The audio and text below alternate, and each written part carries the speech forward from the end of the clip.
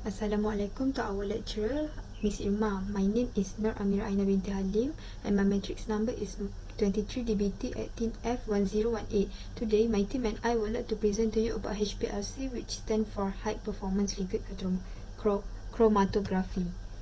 Okay, and this is the group members. Okay, this table of content. Okay, and first one is type of sample, and the second one is definition. The third one is preparation of sample. The fourth one is method analysis. The fifth one is parameters. The sixth one the possible result, and the last one is improved quality of head. And I would like to explain to you about type of sample and definition. Okay, and for type of sample, there is 4 types that I found in for Hplc, which is sample volatility, sample polarity, sample thermal liability, sample molecular weight. Okay, for the first one is sample volatility. Okay, what does it mean by that? Sample must be soluble in mobile phase and no volatility requirement, and which is mean by tendency of substance to evaporate at normal temperature. Okay, the second one is sample polarity. Okay, and the meaning of that is separate polar and non-polar compound that contain in samples. Okay, and the third one is sample thermal liability, and which is analysis of the samples can be do at or below room temperature. Okay, and the last one is sample molecular weight, and which is solubility of the sample is limited. Okay, and the second one is definition. I would like to explain to you about definition. Okay, and definition of Hplc. Hplc stands for High Performance Liquid Chromatography. Okay, Hplc is a technique in analytical chemistry used to spread, identify, quantify each component is in a mixture. Okay, and Hplc is an adaptation of a column chromatography, as we all know. Okay, and then there are 3 types of Hplc that I found, which is the first one is liquid, the second one is liquid solid, and the third one is ion exchange. Okay, what does it mean? Okay, for the first one, liquid. What does it mean by liquid? And liquid is a column have the liquid stationary phase bonded or absorbed to the surface of the column. Okay, for the second one is liquid solid. Okay, what does it mean by that? Liquid solid is a column, the stationary phase is a solid, and the analyte absorbs onto the stationary phase, which separates the component of mixture. So that's liquid solid is a separation mixture phase, for phase separation phase. Okay, and the last one is ion exchange. Okay, what does it mean by ion exchange? An ion exchange resin and partitioning occurs with ion exchange that occur between the analyte and stationary phase. Okay, I've put the pictures of or the diagram of high performance liquid chromatography. Okay, that's all from me. Thank you. Good morning, Miss. I'm CP and my matrix number is 1025. Okay, now I will explain about the preparation of sample. In Hplc, we should prepare the sample optimally so that we can inject directly onto the Hplc column. So to accomplish this, the sample not only need to dissolve in the appropriate solvent, even more important, it must also to be free particles to rule out the interference in the possible way during the detection and prevent the blockage of the column. So for prepare the sample, we need to prepare the 120 ml of mixed solution, that is 47% of methanol and 53% of deionized water. So we mix it, and then we need to weigh the 10 milligram of caffeine. Then we transfer into the 100 ml of volumetric flask. Then we dilute it with the mixed solution to make it in 100 ml. Then we sonicate this one, sonicate the standard solution. Then after that, we carry out the series of dilution. We divide into 3, make it into 3. This one is 25 milligram per liter. This one is 50 milligram per liter, and this one is 100 milligram per liter. Okay, next is the Okay, for each dilution, we need to make it in 10 ml. So we dilute it with the mixed solution as the solvent. We make it into 10 ml. Okay, next we use the shrink filter to transfer the dilution into the vial. Okay, we need to filter the least concentration first. Okay, next is okay after filter the dilutions. Okay, this three is the standard solution of the caffeine. We need to inject into the HPLC. Okay, after each analysis, we need to run the mobile phase solvent to wash and rinse the HPLC before the another analysis.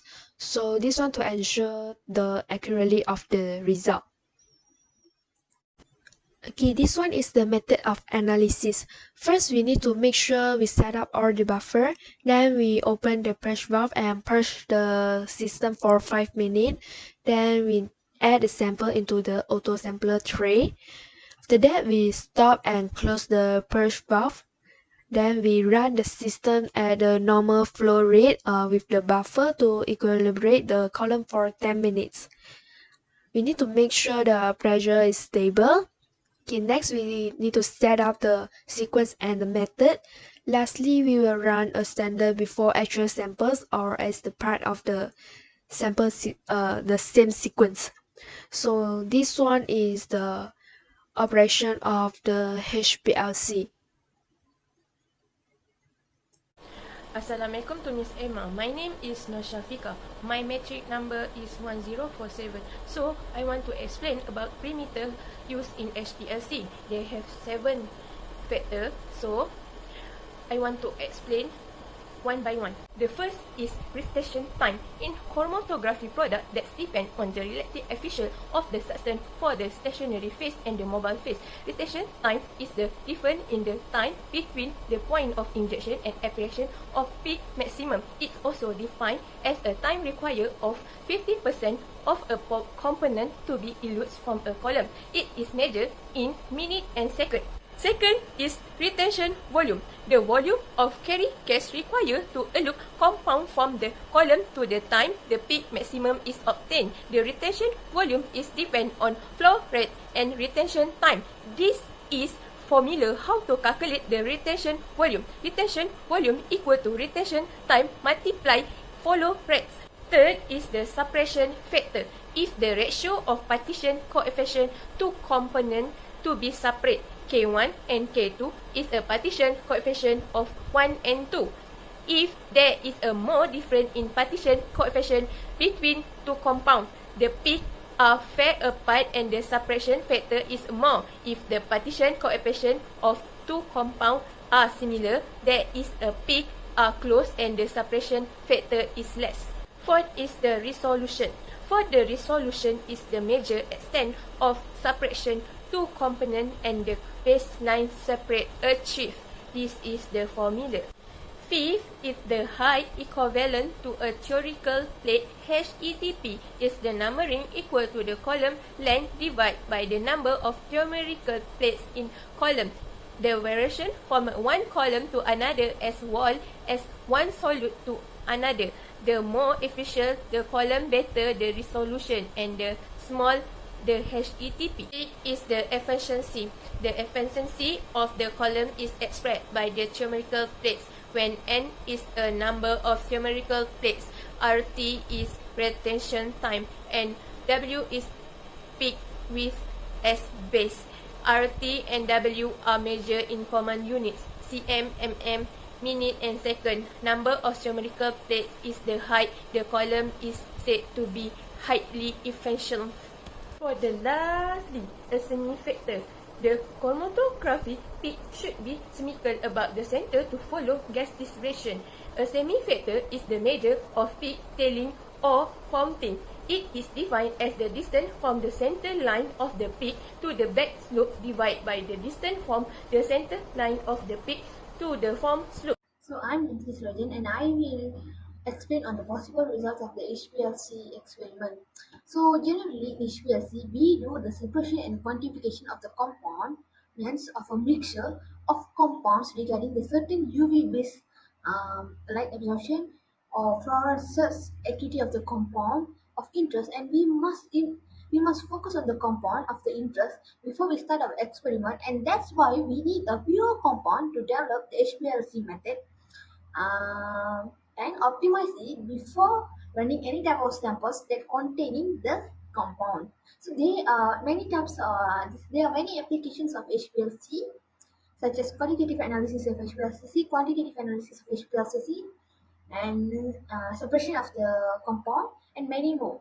So firstly, qualitative analysis of HPLC. Number of peaks in chromatogram represents how much compounds in a mixture present. So the results of the sample mixture will refer to how much compound we have in that mixture, the number of peaks in the chromatogram, and this is the qualitative part of the result. So the mixture with the high number of compound will have high number of peaks, and the mixture with low number of compound will definitely have low number of peaks. So from the quantitative analysis of HPLC application, less pure samples will have more peaks in a chromatogram. We can see that the more peaks we got in a result, the less the pure sample we have.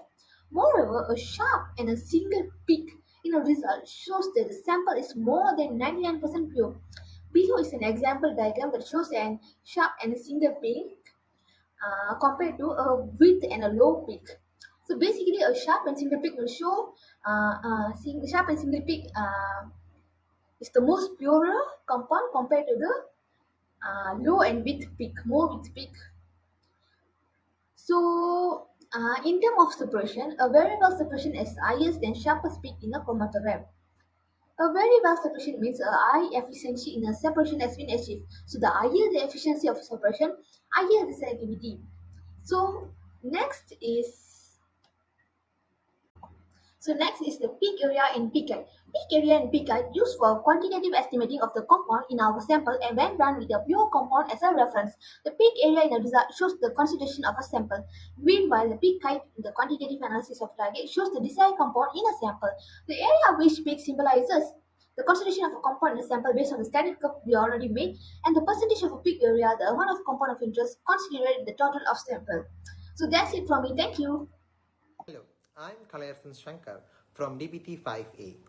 Our matrix number is 23 DBT18 F1016. Today for the HPLC presentation for instrumentation number is 23 DBT18 F1016. Today for the HPLC presentation for instrumentation course, I'm going to explain about the application of HPLC in improving the health and environment. First of all, the application of HPLC in agriculture industry. Instrumentation in HPLC is used to detect the chemical compounds that are often used in agriculture. An HPLC lab tests food for pesticides and other chemicals. Pesticides that protect crops against weeds and pests contain target analytes for the HPLC lab to detect and quantify. Next, application of HPLC in pharmaceuticals industry. HPLC is the form of liquid chromatography that is generally used in the pharmaceutical industry, as it can provide the precise results that are required. The results can be used to analyze the finished drug products and their ingredients quantitatively and qualitatively during the manufacturing process. Lastly, the application of HPLC in food industry. HPLC is used for quality control in the food industry by separating and analyzing the additives, vitamins, preservatives, proteins, and amino acids. It can also separate and detect contaminants such as aflatoxin, a cancer-causing chemical produced by a mold on peanuts. Chemical residues can be found in foods of animal origin such as milk, eggs, and meat. Because of their toxicity, government agencies have set tolerance levels for the nature and concentration of the chemicals and drug residues in the food products. Mandatory monitoring of these residues is required in order to ensure that they do not exceed the prescribed levels. Other chemicals used in food production that can be analyzed by HPLC are colorants, preservatives, antioxidants, artificial flavorings and sweeteners, and more. That's all from me on how this HPLC technique can improve the quality of health or environment. Thank you and have a good day.